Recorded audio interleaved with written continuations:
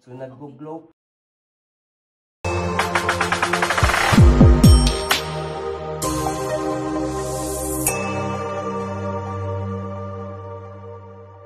Hi guys! Asa na po mo padulong? Hello! Hello mo pa kadto. Journey kay Di of Subong. Nagplano naman kami malagaw sa iba niya lugar na ma-discover ka makita niyo kung ano ka namin sa view. Yes. So hi guys! So for today's video day guys no, kay mulaag na pod mi. So guess kung asa na pod mi pang laag. Nan. Inanay mi ka hyper basta Domingo. Kaya nga no, walay trabaho ang tanan. So ang tanan pwede makalaag. Kutob sa mukoyog laag. Pag di ka ganahan, bilad. Char. Wa ko na suko. Nag-explain ra ko. Guys, naabot kami sa amo ang destination. So I'll show you pagpasulod dito karon here. Pagpasulod dito karon, ipakita na ko sa inyo kung unsa ka nice ang cave. Let's go! So hi guys, mag-shoes sa ta kay bawal sa sulod ang walay. Ang dili maka-shoes. So mag-shoes sa ta guys.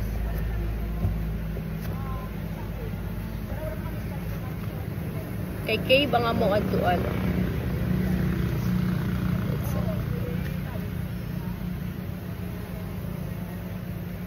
Sapatos pa ko.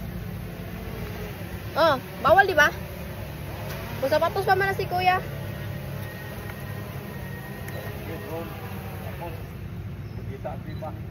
Ala. Dito na nasa cave na. Ang galing na. Naka-shoes na ko guys. Here's my outfit. So, mani akong outfit guys. Naka-shoes kay bawal ang dili maka-shoes. Oh, with the shade. With my bag, of course. Kasi wala tayo palito nun. So, ato na ning itago itong chinelas kay simawa. So, naagi magsamok-samok na. Alam mo kung magsamok-samok? So, hi guys. Padulong na tayo dito sa ato ang katuan. So, come with me. Oh, what the hell? Tamay videographer nga dili fully paid. All for free. I'm with the farm. Come on. All for free.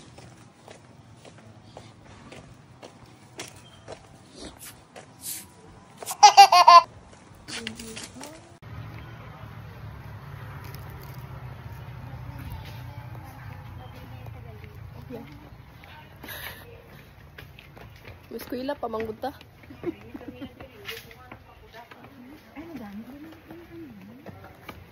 Yes. So, go for your first okay. Ano? Nakatry mo ko ba eh? Yes. Okay. Beginners kami talaga. Yes, sir. Crystal cave lang po tayo because your footwear po is not advisable for 3 days. Hi guys. Need mag wear this one para iwas disgrasya. Pa nagka-transform. Pareta na rin po natin ng pato eh.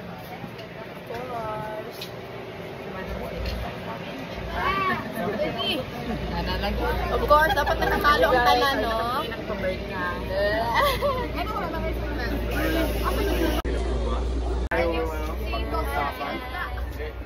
Guys, make it quick ha. Make it quick. Yes. Okay.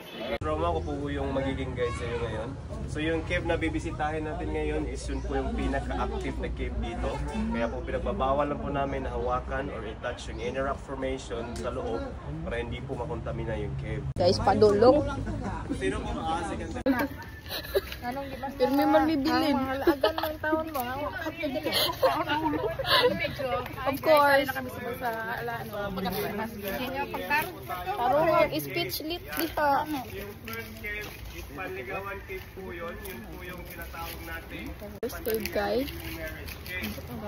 Pangaluyagan. Yun po yung tinatawag na ano po bang gagawin pagkatapos ng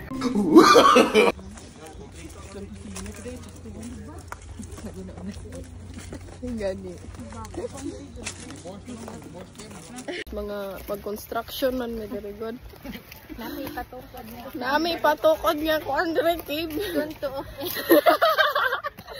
Soon to open pero ay mo pagdakong kung saan-o. What? Ginagamit pang furniture.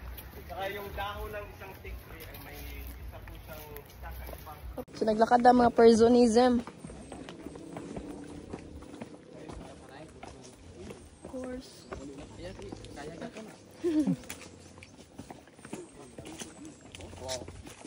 Okay. Okay, pila na ka Panaog step? na mga person. Yes.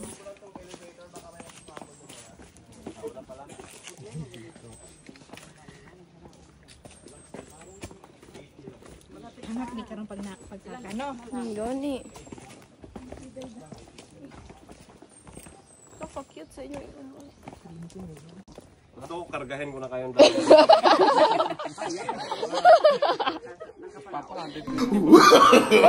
No. Second time yung nampala dito. Okay. Nagkara-kiwi na ba niya to construction hut? Uy, tanggalon dahil di nato tong shoes kay... Mana isabit. Kay dili ta kakita sa kuan. Kahayag. Guys, pasulod nami. Daan namin ang view. Mag-ingat kayo dyan, may crocodile dyan. Hala na, crocodile there, guys.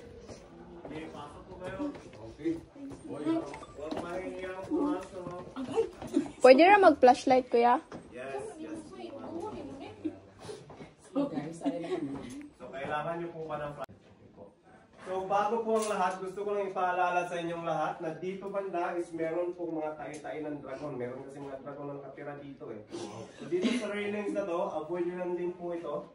Kasi baka, mahahawakan nyo yung mga tayo-tayo ng dragon.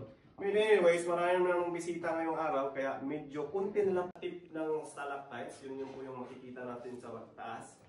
Ayan. So, may mga water dripping siya. So, yan po yung nag-define sa cave na ito. Yan po pala ng mga crocodile, no? So, doon naman bandana ko na yung makikita dyan. Yan. Yung stalagmite na yan, so yun po yung makikita natin mula doon sa ground. So, kikita niyo ba na parang siyang couple? Yan. Parang may kissing scene pa, no? Marami silang bata dito, no? Meron tayong, meron pa siyang frog sa taas, no? So, ang tawag sa frog na yan is nasa pamilya po siya ng mga arboreals. Yan. May kita natin yung frog. Dito din, no? Meron siyang frog doon, no? So, nandito sila kasi malamig dito. Sa nakatuwan po. May pa siya ang frog. Tsaka yan, matakot na eh. Ay, basta. Dito po tayo. Pag sinabing active, ano yung sabihin niya? So, yung active cave na sinasabi natin is ito po yung cell. Makikita nyo dito, meron siyang mga drippings of water. So yung mga fossilized cave is wala na po siyang drippings of water. Kumbaga, pag meron tayong water dyan, tumutubo pa to up to 1 mm per year. Kaya po siya active. 1 mm per year. 1 mm per year. Napakaliit lang po. Yan. So kaya, ang sinasabi ng mga professional speedrunners is napakahirap kung So nag-glow po siya pag iniilawan natin. Yan. So, Ito yung tinatawag ng pure calcite. Crystal cave. pure calcite? Yes, pure calcite. Kumbaga wala po siyang carbon dioxide, sir. Yan. Hindi siya malambot, matigas po yan, ma'am. Matigas po yan sa ulo ng anak nyo. Yun yata yung tawa ng bato-batiling eh. Pure calcite. Ay, oo. So yan po yung rason na naging translucent po siya. Dahil Translucent. sa pure calcite deposit. Pure calcite deposit. Dapat mapa-upload ka nga kay mga vlogger Wala pa kami. Oh! Sure. Oops! Oops! Oops! Hop. Ma-appreciate yan yung rin po. Uy, my God. Ayaw na lukduan ng cave, sir.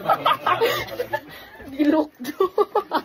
Tama ka nito may ikon na mulukdo kita. Daghan kayo. Daghan na ganito na naglukdo, sir. Pero wala pa kinakadaog. Kamusta man ka diha, ma'am?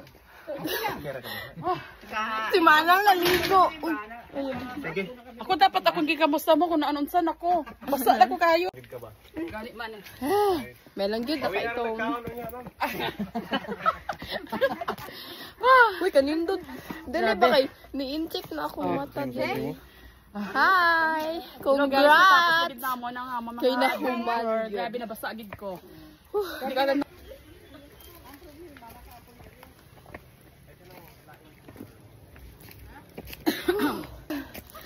malit mahugot good. Mara na. O sige, thank you. Kutas. So, hi guys, papuli nami. Pabalik nami sa Muanggi. Haliran. Muni nakadangat ron, kaya wa ba jud ko dalang tubig. Oh, tubig ko din. Naka. Dito ba sa salakyan?